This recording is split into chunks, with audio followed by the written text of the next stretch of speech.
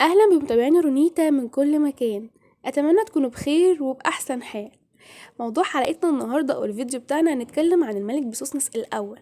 أول ملك بذات نفسه هيعرفنا عن حياته وهو بينتمي لملوك الأسرة الكام وشوية تفاصيل كده. يلا نبدأ عشان ما نطولش في الفيديو أكتر من كده.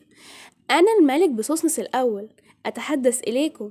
أنا ثالث ملوك الأسرة 21. حكمت كامة من تانيس الموجودة في شرق الدلتا واللي بتعرف حاليا بصون الحجر في الشرقية.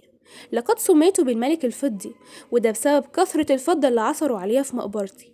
ورغم عثورهم على مقبرتي كاملة وجدوا فيها كمان الكثير من الكنوز، لكن اكتشاف مقبرتي لم يشكل حدث هام، وده بسبب توقيت الاكتشاف اللي اكتشفوا فيه مقبرتي، مش زي اكتشاف مقبرة الملك توت عنخ آمون اللي أثار ضجة في العالم.